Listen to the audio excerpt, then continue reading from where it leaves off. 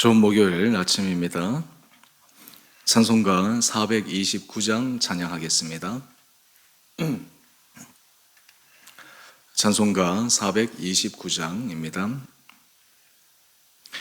세상 모든 풍파너를 흔들어 약한 마음 낙심하게 될 때에 내려주신 주의 복을 세워라. 주의 크신 복을 내가 알리라. 받은 복을 세워보아라. 크신 복을 내가 알리라. 받은 복을 세워보아라. 주의 크신 복을 내가 알리라.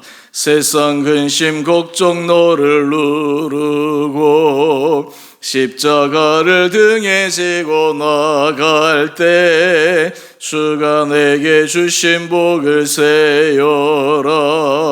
두려움 없이 항상 찬송하리라. 받은 복을 세어보아라. 크신 복을 내가 알리라. 받은 복을 세어보아라.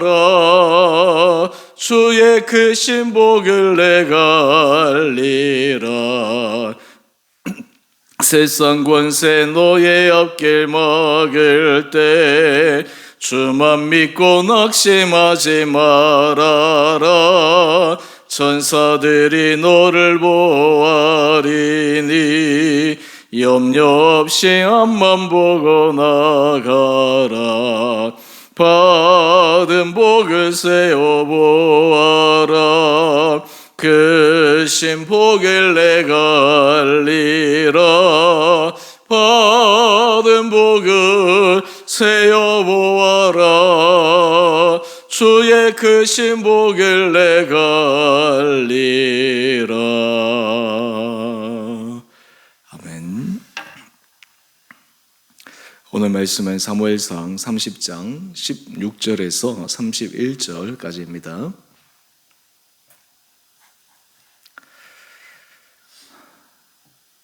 그가 다윗을 인도하여 내려가니 그들이 온 땅에 편만하여 블레셋 사람들의 땅과 유다 땅에서 크게 약탈하였으므로 말미암아 먹고 마시며 춤추는지라. 다윗이 새벽부터 이튿날 저물 때까지 그들을 치매 낙타를 타고 도망한 소년 400명 외에는 피한 사람이 없었더라. 다윗이 아말렉 사람들이 빼앗아 갔던 모든 것을 도로 찾고 그의 두 아내를 구원하였고 그들이 약탈하였던 것 곧 무리의 자녀들이나 빼앗겼던 것은 크고 작은 것을 막론하고 아무것도 잃은 것이 없이 모두 다윗이 도로 찾아왔고 다윗이 또 양떼와 소떼를 다 되찾았더니 무리가 그 가축들을 앞에 몰고 가며 이르되 이는 다윗의 전리품이라 하였더라. 다윗이 전에 피곤하여 능히 자기를 따르지 못하므로 부솔시내에 머물게 한 200명에게 오매 그들이 다윗과 그와 함께한 백성을 영접하러 나오는지라. 다윗이 그 백성에게 이르러 문안하매 다윗과 함께 갔던 자들 가운데 악한 자와 불량배들이 다 이르되 그들이 우리와 함께 가지 아니하였은즉 우리가 도로 찾은 물건은 무엇이든지 그들에게 주지 말고 각자의 처자만 데리고 떠나가게 하라 하는지라. 다윗이 이르되 나의 형제들아 여호와께서 우리를 보호하시고 우리를 치러 온 그 군대를 우리 손에 넘기셨은즉 그가 우리에게 주신 것을 너희가 이같이 못하리라. 이 일에 누가 너희에게 듣겠느냐. 전장에 내려갔던 자의 분깃이나 소유물 곁에 머물렀던 자의 분깃이 동일할지니 같이 분배할 것이니라 하고 그날부터 다윗이 이것으로 이스라엘의 율례와 규례를 삼았더니 오늘까지 이르니라. 다윗이 시글락에 이르러 전리품을 그의 친구 유다 장로들에게 보내어 이르되 보라 여호와의 원수에게서 탈취한 것을 너희에게 선사노라 하고 베델에 있는 자와 남방 라못에 있는 자와 얏딜에 있는 자와 아로엘에 있는 자와 신못에 있는 자와 에스드모아에 있는 자와 라갈에 있는 자와 여라 무엘 사람의 성읍들에 있는 자와 겐 사람의 성읍들에 있는 자와 홀마에 있는 자와 고라산에 있는 자와 아닥에 있는 자와 헤브론에 있는 자에게와 다윗과 그의 사람들이 왕래하던 모든 곳에 보내었더라. 아멘. 좋은 목요일 아침입니다. 하나님께서 오늘 우리에게 새로운 날을 허락하여 주셨습니다. 오늘도 기쁨으로, 감사함으로 여러분들이 삶의 강건함으로 하루하루를 믿음으로 승리할 수 있게 되기를 원합니다.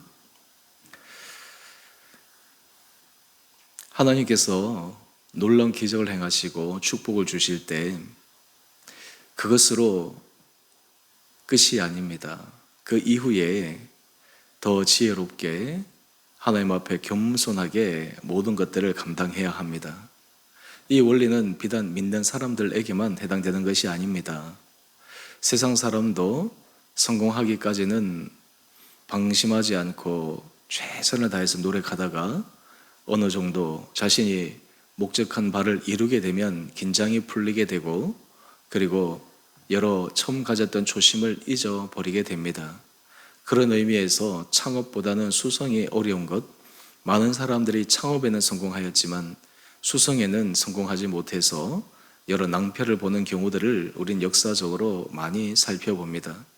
그러한 일은 비단 역사적 안에서만 일어나는 사건들이 아니라 일상에서 일어나는 크고 작은 일들 가운데서도 그와 같은 일들이 비슷하게 일어납니다. 오늘 본문 말씀을 보면 우리 16절 이하의 말씀을 한번 보십시다. 아말렉 사람들이 블레셋 사람들의 땅과 유다 땅에서 탈취하고 노력하여 크게 승리하였습니다. 그들이 목적한 바를 이루었습니다. 그래서 그들은 이제 처음에 가졌던 주의를 기울이고 그리고 마음을 모았던 그것이 다 앞으로 헤쳐져서 긴장이 늦춘 상태로 춤추며 즐거워하고 마시고 있습니다. 오늘 본문을 한번 볼까요? 16절 이하의 말씀인데요. 블레셋 사람들의 땅과 유다 땅에서 크게 약탈하였으므로 말미암아 먹고 마시며 춤추는지라. 지금 당장 그들은 우리가 승리하였다 하고 그들이 정말 축제를 열고 있는 상황입니다. 그런데 지금 그들을 뒤쫓아오고 있던 다윗, 그 사람들을 인식하지 못하고 있었습니다. 사실 그들이 승리에 도취한 나머지 또 다른 방비를 하고 있지 않았던 것입니다. 사실 우리가 삶을 살아갈 때 하나님께서 우리에게 지혜를 주실 때, 지혜를 주시는 것 가운데 하나는 하나님께서 우리에게 은혜를 주실 때, 축복해 주실 때 그때 우리 마음이 방심하지 않는 것입니다. 우리 마음이 해이해지지 않는 것입니다. 오히려 그것을 더 하나님 앞에 나갈 수 있는 계기로 삼는 것입니다. 어떤 사람들은 주께서 받은 복으로 인해서 타락하기도 합니다. 주께서 부어주신 은혜로 말미암아 그 작은 은혜 아래 도취하여서 하나님 앞에 영광 돌리지 않고 잘못된 길로 감으로써 낭패를 보는 경우들도 있습니다. 오늘 이러한 사람들에게 다윗이 새벽에서부터 이튿날까지 그들을 칩니다. 그래서 낙타를 타고 도망한 소년 400명 외에, 그러니까 너무나 지금 혼비백산한 상태에서 단 400명의 사람들 외에 다 진멸되는 그러한 상황이었습니다. 왜 이렇게 되었을까요? 실질적으로 다윗이 함께 갔던 사람들은 400여 명밖에 되지 않습니다.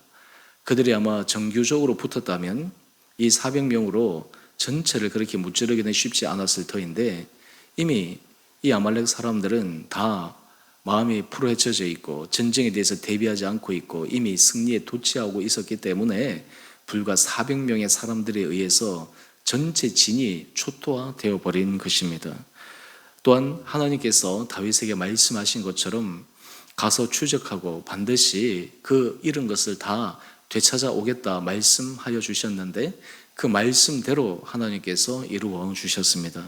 우리 18절 말씀을 한번 볼까요? 다윗이 아말렉 사람들이 빼앗아 갔던 모든 것을 도로 찾고 그의 두 아내를 구원하였고 그리고 약탈하였던 모든 것들 하나도 잃은 것이 없이 다 되찾아 왔습니다. 참 하나님께서 주신 놀라운 은혜이죠. 여러분, 이러한 다윗의 삶이었기에 다윗은 매 순간 주의 인도하심이 너무너무 중요했습니다. 우리가 주님의 인도하심을 한번 받아 경험하기 시작하면 주의 인도하심이 얼마나 중요한지 압니다.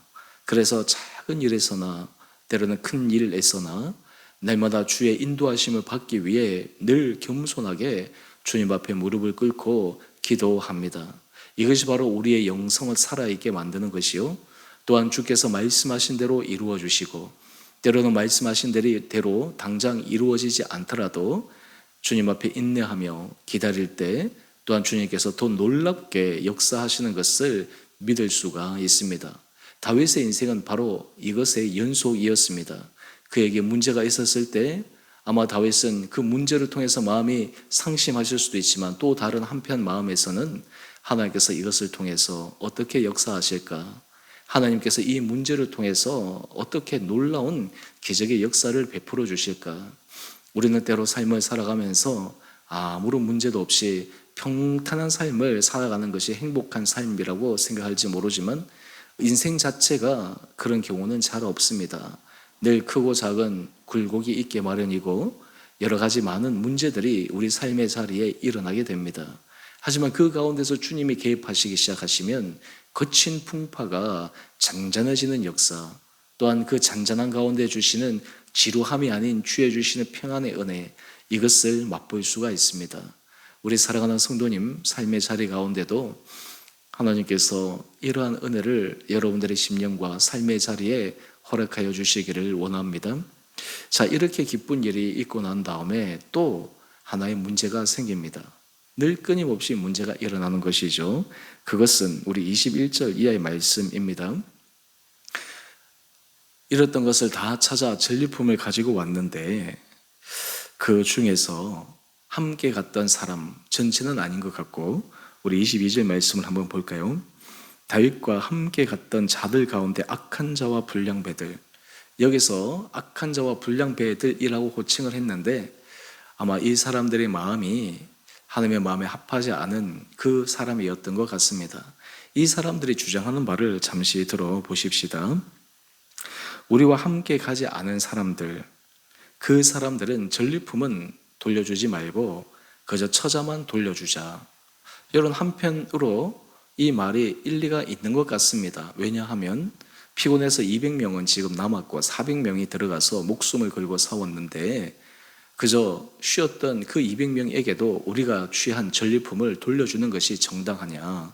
우리는 목숨을 걸고 싸웠고 그리고 우리의 모든 것을 불살라서 그것을 되찾아 왔는데 거기에 참여하지 않는 사람들에게까지 전리품을 주어야 되느냐? 여러분, 지극히 인간적인 생각이죠. 지극히 합리적인 생각인 것처럼 보입니다.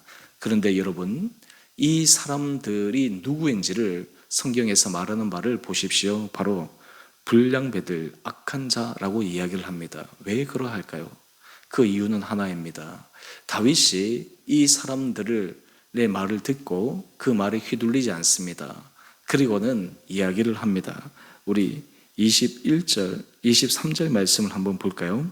다윗이 이르되 나의 형제들아, 여호와께서 우리를 보호하시고 우리를 치러 온 그 군대를 우리 손에 넘기셨은즉 그가 우리에게 주신 것을 너희가 이같이 못하리라. 이 다윗의 이 말이 사람들의 마음을 변화시켰습니다. 전쟁에서 이긴 것은 당신들인 것 같지만 그것은 하나님께서 허락하신 것입니다. 하나님께서 우리에게 주신 것입니다. 여러분, 인생에 있어서 사람이 교만할 때가 언제입니까? 내가 했다고 생각할 때입니다. 마치 내 공로에 의해서 업적을 이루었다고 생각할 때입니다. 지금 400명의 가운데 불량배와 악한 사람들은 그것만을 생각했습니다. 실제로 하나님이 도와주시지 않고 하나님이 이 아말렉 사람을 다윗에게 붙이지 않았더라면 어떻게 이 큰 승리를 가져올 수 있었을 것이며 처자들을 안전하게 또 전리품들을 하나도 손실 없이 가져올 수 있었겠습니까? 물론 전쟁에 참여해서 수고한 수고는 있지만 그럼에도 불구하고 이 전체 승리의 원인은 바로 하나님께 있다라는 것입니다. 이 다윗의 이 지도자의 모습이 참으로 중요합니다. 여러분, 우리가 삶을 살아갈 때 다윗처럼 이런 시각을 가져야 됩니다. 이런 마음을 가져야 됩니다. 그럴 때 때로 사람들이 인간적인 마음으로 서로 자기의 의견을 얘기하고 마음이 분분하여질 때 하나님의 마음으로 전체를 화합시킬 수가 있습니다. 그러면서 다윗이 이들 가운데 했던 하나의 법이 있습니다. 그것은 24절 말씀입니다. 내려갔던 자의 분깃이나 소유물 곁에 머물렀던 자의 분깃이 동일할지니라. 전쟁에 참여했던 400명, 쉬었던 200명, 동일한 분깃으로 나누게 되었습니다.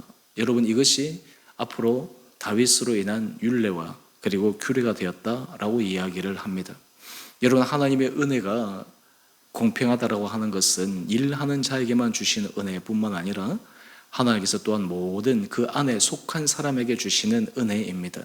그런 의미에서 그 공동체에 속하였느냐 속하지 않았느냐라고 하는 것이 굉장히 중요한 것이죠.